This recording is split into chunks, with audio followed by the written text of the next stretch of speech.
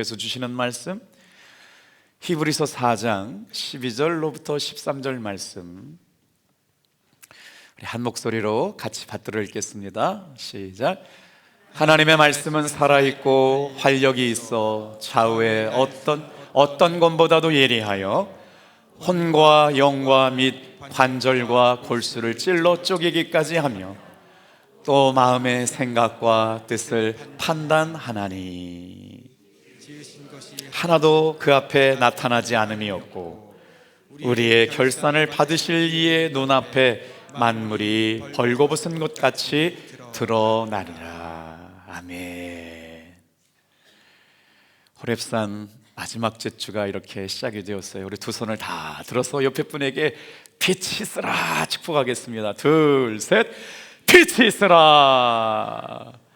보시기에 좋았더라. 할렐루야. 오늘은 말씀 앞에서 드러나는 마음이라는 제목을 가지고 함께 말씀의 은혜를 나누려고 합니다. 한 선교사님이 깊은 정글에 선교를 나가셨어요. 그 부족은 식인 종들이 살고 있는 부족이었습니다. 그러니 그 식인 마을에 전도하러 복음을 전하기 위해서 선교사님이 들어갔으니까 목숨을 담보하고 들어간 거지요. 그런데 이게 웬일입니까? 선교를 시작하자마자 그 부족에게 붙잡혔대요. 그래서 결박당한 채 추장에게 끌려갔는데 이제 옴짝달싹 못하고 꼭 죽임을 당할 수밖에 없는 상황이 되었는데, 그때 선교사님이 추장의 얼굴을 보니까 아는 사람이더라는 거예요. 어디서 알았느냐? 같은 신학교를 졸업한 동문이 추장이 됐대요. 그래서 너무 놀래가지고 야, 잘하면 살 수 있겠다 싶어가지고 추장님한테 물어봤대요. 혹시 추장님 저랑 같은 신학교 졸업하지 않았냐고. 맞다고. 그리고 당신이 신학교를 졸업하고 나서 당신의 삶에 무슨 변화가 없었냐고. 이 변화가 많았다고. 어떤 변화가 있었냐고. 그랬더니 신학교 가기 전에는 사람 잡아먹을 때 기도하지 않고 잡아먹었었고, 신학교 갔다 오고 나서는 사람 잡아먹을 때 기도하고 잡아먹는다고. 무슨 말일까요?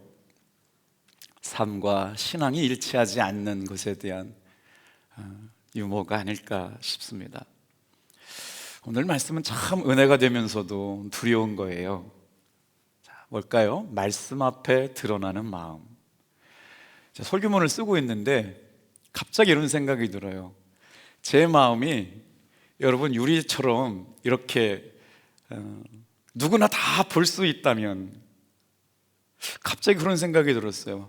하나님은 지금 우리 말씀을 가지고 우리의 영혼을 꿰뚫어 보시는데, 말씀이 다 마음이 하나님의 눈앞에서 내 마음이 드러난다면 어떻게 살아갈 수 있을까라는 생각이 들었어요. 볼까요? 겉모습은 괜찮지 않습니까? 이만하면 겉모습도 괜찮습니다. 살아온 삶의 이력도 괜찮고 제 나름대로 최선을 다했기 때문에 스펙도 좀 괜찮습니다. 신앙도 좀 괜찮은 것 같아요. 그런데 감출 수 없는 게 하나 있어요. 그게 뭐라면요, 내 마음이에요. 그런데 하나님의 말씀은 뭐라고 말씀하느냐? 말씀이 내 마음을 관통한다는 거예요. 훑고 지나간다는 거예요. 자, 내 마음이 사람들 앞에 다 보이고 하나님 앞에 다 보인다고 그러면 어떻게 살아갈 수가 있지? 갑자기 누군가를 미워했던 마음이 생각나요. 그리고 감추고 싶었던 음란한 생각도 생각나고, 다른 사람과 비교하면서 나는 왜 이것밖에 안 되나라고 생각했던 것들이 드러나고, 그리고 불뚝불뚝 틈타들어 오는 숨기고 싶은 마음까지도 다 노출되어서 하나님 앞에 동영상처럼 내 마음이 비춰질 수 있다면 여러분 살아갈 수 있을까? 우리는 다 마음을 감추고 살아갈 수 있다고 생각하지만 하나님의 말씀은 그렇게 말씀하지 않습니다. 다 같이 한번 따라해 볼게요. 이미 하나님 앞에서 드러나 있다.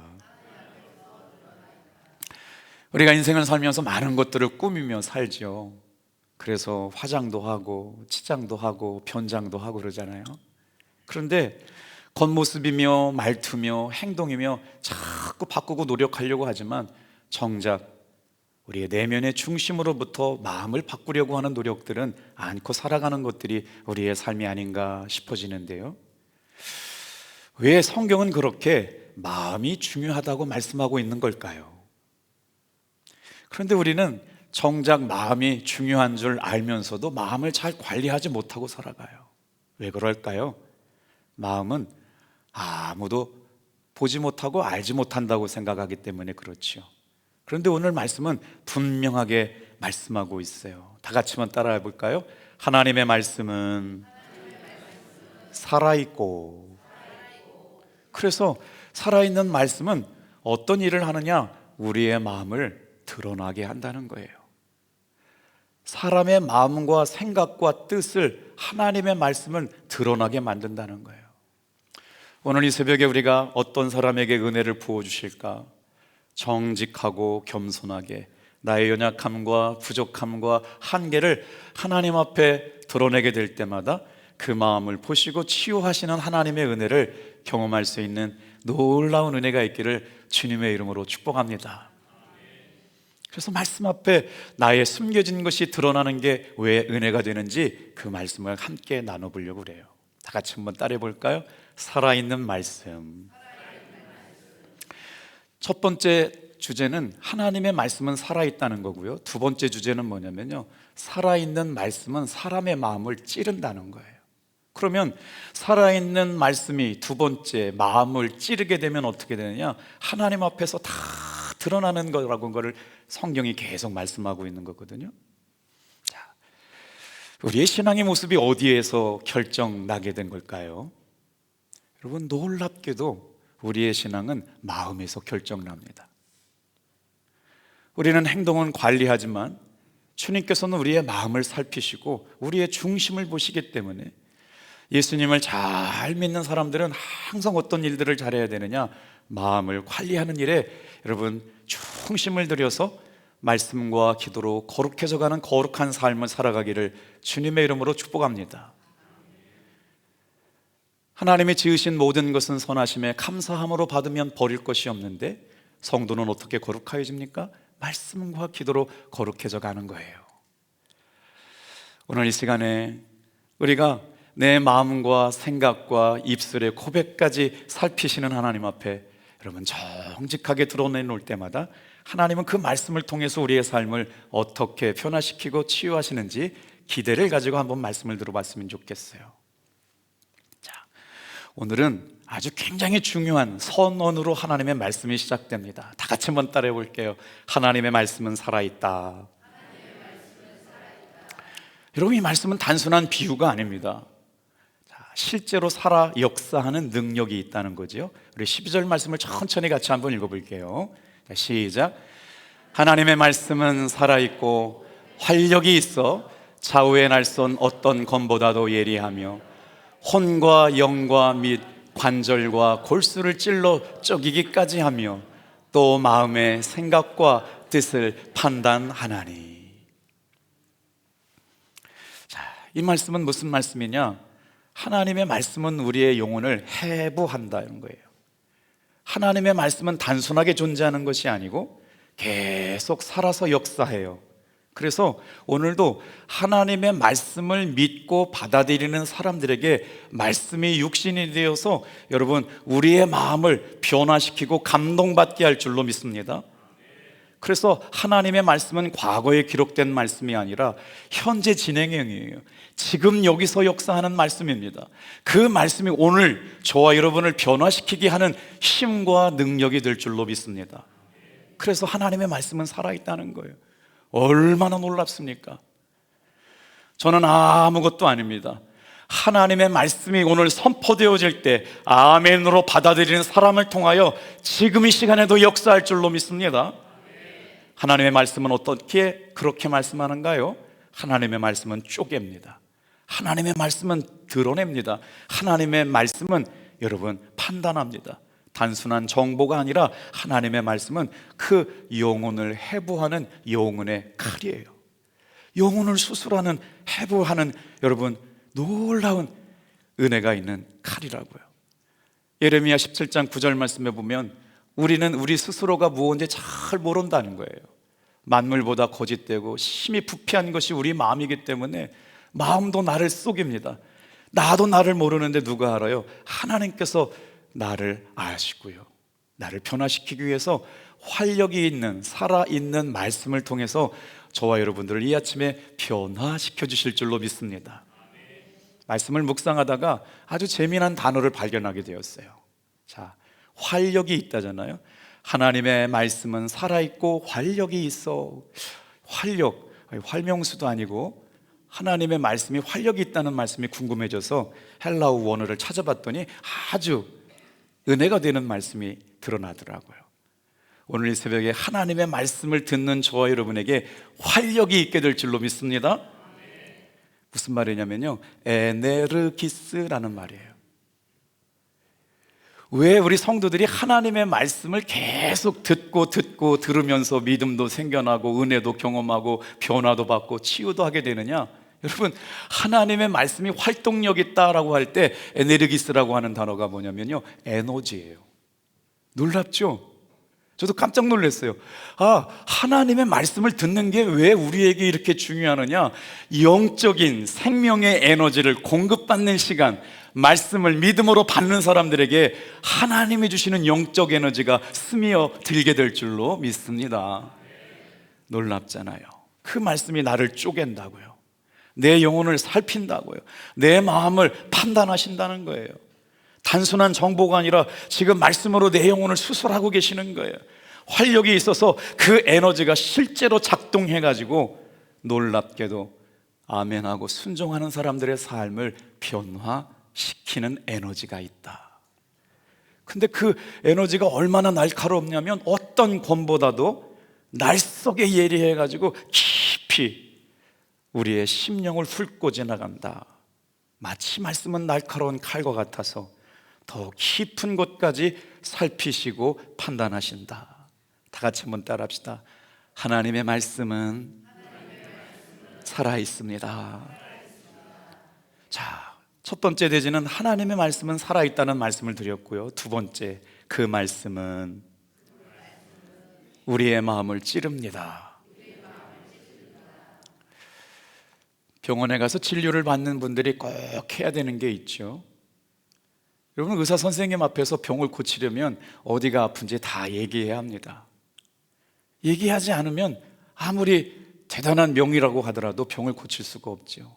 그러면 의사들은 청진기로 처음에 질문을 하지만 결국 엑스레이도 찍고 MRI도 찍고 판단해서 속을 열어봐야 속병을 고치게 되지 않아요?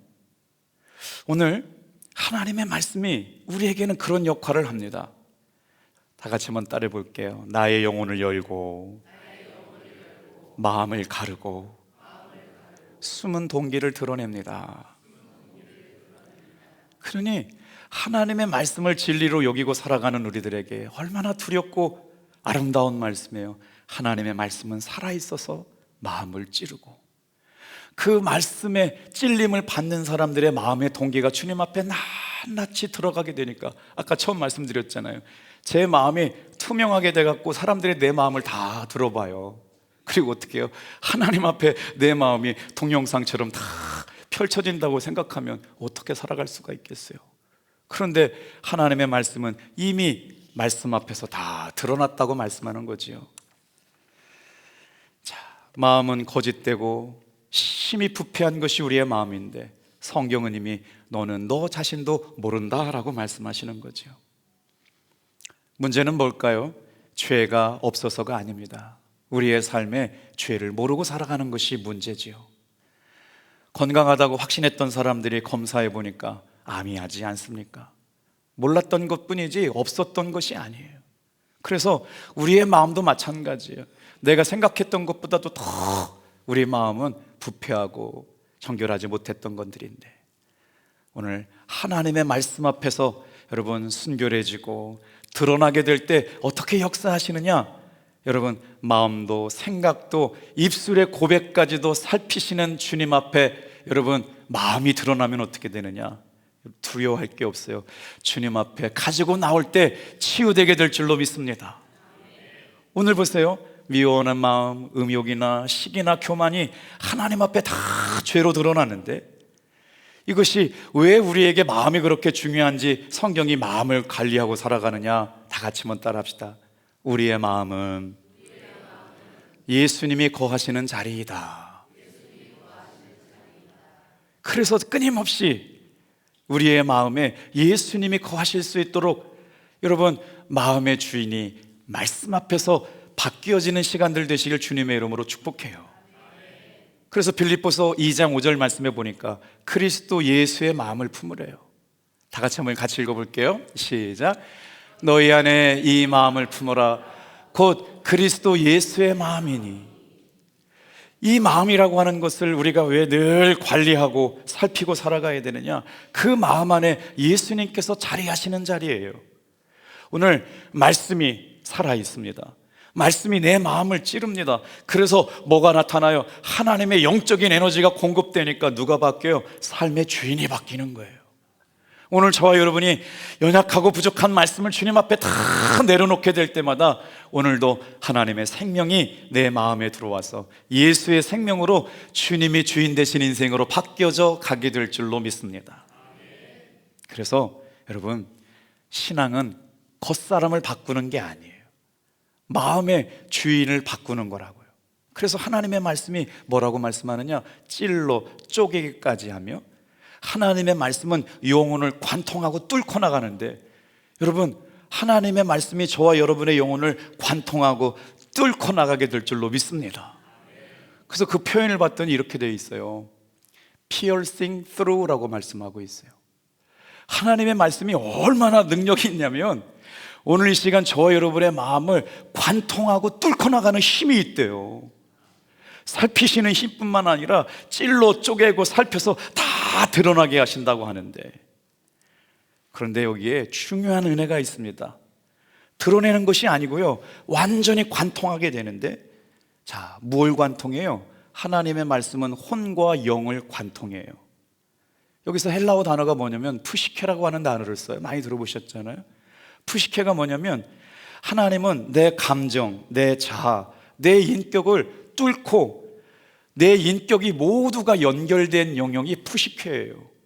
그러니 내 생각도 알고 계시고 내 마음의 중심도 알고 계시니까 저와 여러분의 마음이 하나님을 기쁘시게 하는 마음과 연결되길 주님의 이름으로 축복합니다.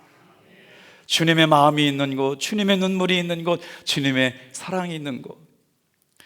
저희 교회가 감당해야 될 영적 책임들이 참 많아요. 이렇게 도와달라는 데가 참 많습니다. 그러다 보면 다 도와주고 싶어요, 진짜로. 어떨 때는 1,000만 원을 도와야 될 때도 있고, 어떨 때는 작게도 도와달라고 그러는데, 교회가 당진지방에서 역할을 감당해야 되는데 늘 이제 그걸 가지고 기획위원회에 가면 우리 장로님들과 기도하면서 말씀을 나눠야 되잖아요. 그런데 정말 우리 장로님들 얼마나 고맙고 감사한지 몰라요. 목사님, 힘드는 대로 하나님 기뻐하시는 것에 도울 수 있었으면 좋겠다고 어제도 그렇게 결정해 주시고, 여러분, 우리 교회가 하나님이 기뻐하시는 것에 마음과 생각과 우리의 재물이 흘러가는 교회인 줄로 믿습니다. 얼마나 감사한지 몰라요. 그런데 온전히 하나님의 말씀이 내 감정과 내 자아와 내 인격을 piercing through 하면서 관통하고 찔러가는데, 그러니까 감출 수 있는 게 없어요. 우리의 마음이 어떻게 해야 돼요? 하나님 기뻐하시는 마음에 머물러 있고 주님이 원하시는 마음에 여러분 접촉되어 있기를 주님의 이름으로 축복하는 거지요. 그때 쓰는 단어가 뭐냐면 푸시케인데요, 퓨누마라고 하는 단어가 있어요. 이게 더 깊은 단어거든요. 퓨누마가 뭐냐? 영이에요. 내가 하나님과 연결되어 있을 수 있는 영적인 영역이 어디냐면 퓨누마예요. 하나님의 말씀이 내 감정과 의지를 훑고 지나가는 것뿐만 아니라 내 영을 살게 하시는 시간인 줄로 믿습니다. 이게 퓨노마라고요.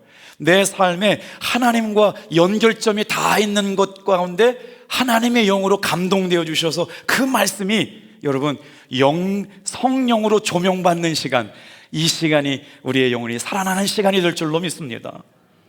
그래서 인간의 가장 연약한 부분까지, 가장 미세한 영역까지, 가장 중요한 영적인 영역까지 하나님의 말씀이 여러분, 지금도 움직이고 있고 살아있고 진행되고 있는 능력의 말씀을 소유하고 살아갈 수 있게 되기를 주님의 이름으로 축복해요. 관절과 골수를 찌른다고요. 내 육체적인 영역과 정신적인 영역과 영적인 영역을 하나님께서는 지금 다 알고 계시는 거예요. 내 삶의 동기의 뿌리까지 알고 계시는 주님께서 뭐라고 말씀하세요? 나는 끊임없이 나는 괜찮은 사람이야, 이 정도도 괜찮은 사람이야 라고 얘기하지만 주님께서 뭐라고 말해요? 착각하지 말아라. 하나님 앞에서 다 드러난다 말하고 있는 거죠. 아니 목사님, 그러면 하나님 앞에 드러난다는 게 무슨 의미예요? 자, 세 번째입니다. 하나님 앞에 드러납니다. 여러분 생각해 보셨어요? 죄는 행동에서 시작되지 않습니다. 우리 마음속에서 언제 시작되냐면 죄는 항상 우리 마음속에서 시작돼요. 은혜가 언제 시작됩니까? 말씀의 은혜가 깨달아지는 순간 변화가 일어나잖아요. 마음에서부터 말씀이 깨달아지니까 변화가 일어나잖아요. 근데 죄도 마찬가지예요. 죄 지을 생각을 가룟 유다에게 넣었다라고 하는 것부터 마음으로부터 생각으로부터 죄가 시작되잖아요. 그런데 겉으로는 늘 괜찮은 신앙인 같아요. 그런데 우리의 마음에 속 사람은 어떠냐면 내버려두면 시기하고 내버려두면 교만해요. 내버려두면 음욕을 품고 음란해요. 그리고 자꾸 비교하고 판단하고 정죄하죠. 근데 하나님께서는 이걸 보신다는 거예요. 자, 우리 13절 말씀, 아주 중요한 말씀이 나오거든요. 같이 읽어볼게요. 자, 시작.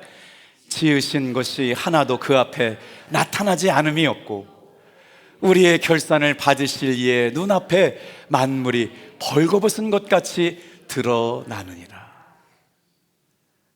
여러분, 왜 우리가 고난주간을 지키면서 죄를 짓지 말아야 할까요? 죄는 우리의 깊은 것을 드러냅니다. 죄를 지을 때는 아무도 모를 것 같아서 죄를 짓잖아요. 그런데 죄는 반드시 드러나게 있어요. 감추어진 것은 알려지게 되고 숨겨진 것은 드러나게 되리라. 하나님 앞에 우리의 죄는 감출 수가 없어요. 다 드러나요. 오늘 말씀하셨잖아요. 지으신 것이 하나도 그 앞에 나타나지 않은 것이 없고 우리의 결산을 받으실 이 예수님 앞에 만물이 마치 벌거벗은 것처럼 드러나게 되리라. 그래서 성경의 말씀은 뭐냐? 감추지 말고 드러내는 게 은혜랍니다. 오늘 이 시간 저와 여러분의 마음을 주님 앞에 드러나게 될 때 치유가 됩니다. 감추려고 하면 치유가 되지 않아요. 의사한테 병을 숨길 수가 없어요. 드러내야 합니다. 여러분, 의사 앞에 가서 엑스레이도 찍고 MRI도 찍어야 병명을 알고 어디가 아픈지 알잖아요. 성령의 조명하시는 성령의 엑스레이가 저와 여러분의 마음을 통과할 수 있도록 여러분 마음을 다 드러낼 수 있기를 축복합니다. 그래서 어떻게 한다고요? 하나님 앞에 나의 드러난 마음을 가지고 갈 때 여러분 누가 계시느냐? 우리에게는 예수님이 계세요. 자, 14절 말씀 같이 한번 읽어볼까요? 이제 이 말씀이 복음과 연결됩니다. 같이 읽어보겠어요? 시작. 그러므로 우리에게 큰 대제사장이 계시니 승천하시니 곧 하나님의 아들 예수시라. 우리가 믿는 도리를 굳게 잡을지어다. 우리에게 누가 계시다고요? 대제사장이신 예수님이 계시대요. 이분은 하나님의 아들이십니다. 그래서 우리가 하나님의 은혜의 보좌 앞에 나갈 때 붙잡아야 될 게 있어요. 끝까지 믿는 도리를 붙잡는 여러분 되길 바랍니다. 은혜 앞에 나가야 되잖아요. 응답 받아야 되잖아요. 고침 받아야 되잖아요. 어제 중보기도가 올라왔는데 저는 사실 백승국 권사님의 형님이 교회에 온다는 사실을 예배 강단에 올라올 때까지 몰랐어요. 이은선 권사님이 예배 시간에 설교 바로 시작하기 전에 목양실에 오셔서 막 우세요. 참 그 형님을 사랑하는 마음, 시아버지, 시아주버니를 사랑하는 마음이 얼마나 간절한지, 목사님 우리 시아버님이 교회를 오시는데 오실지 안 오실지를 몰랐는데 오셨다는 거예요. 지금 상태가 김성미 장로님 처음 암 판정 받을 때였어요. 세상의 의사는 다 불가능하다고 얘기해요. 여러분, 불가능한 거 맞아요. 안 되는 거 맞습니다. 그런데 하나님이 하시면 살게 하실 줄로 믿습니다. 우리의 힘 갖고 되지 않는 문제잖아요. 그런데 그분이 그래도 예수님 믿겠다고 나왔다는 것이 은혜라고 하는 것이죠. 오늘 여러분 이 자리에 있으면서도 세상 사람 누구도 날 이해할 수 없다라고 생각하는 분 계세요? 누구도 내 마음을 몰라준다, 누구도 내 상황을 이해해 줄 수 없다라고 생각하는 분 계세요? 다 같이 한번 따라 합시다. 아닙니다. 예수님은 아십니다. 예수님은 시험도 받으셨고 눈물도 흘리셨고 고통도 받으셨어요. 우리 15절 같이 읽어볼게요. 자, 시작. 우리에게 있는 대제사장은 우리의 연약함을 동정하지 못하실 리가 아니요 모든 일에 우리와 똑같이 시험을 받으시니로되 죄는 없으시니로다. 그래서 여러분 여기 안에 복음을 붙잡고 나가야 되는데 16절이에요. 은혜의 보좌 앞에 믿음의 도리를 굳게 잡고 우리의 대제사장 되시는 예수님 앞에 나아가는 저와 여러분 되기를 축복합니다. 16절 말씀 읽고 이제 말씀 정리할 거예요. 시작. 그러므로 우리는 긍휼하심을 받고 때를 따라 돕는 은혜를 얻기 위하여 은혜의 보좌 앞에 담대히 나아갈 것이니라. 하나님 앞에 숨길 수 있는 사람이 없습니다. 하나님의 말씀은 살아있습니다. 영적인 에너지를 가지고 우리의 마음을 관통하고 찔러 쪼개고 살핍니다. 그래서 우리가 숨을 곳이 없습니다. 그 연약함과 부끄러움을 하나님 앞에 가지고 나올 때, 드러내놓을 때 치유가 일어나게 될 줄로 믿습니다. 어제 우리 장로님들 모시고 같이 기회기원을 하고 아주 은혜롭고 행복한 시간을 만났어요. 근데 한 성도님한테 전화가 왔는데, 이분이 우리 교회 올 때는 우울하고 정신과 치료받고 굉장히 어려웠던 분인데 너무 밝은 목소리로 전화가 왔어요. 그래서 무슨 소리냐고 그랬더니, 목사님 제가 이번에 세례를 받는데 목사님이 가족들, 믿지 않는 가족들 다 초대해라 그래가지고 자기 딸한테 올 수 있냐고 그랬더니 천안에 사는 딸이 예배 시간에 맞춰서 아빠 세례 받는 날 오겠다고 전화를 받았다고 막 어린아이처럼 펄쩍펄쩍 뛰면서 우리 딸이 목사님 온답니다.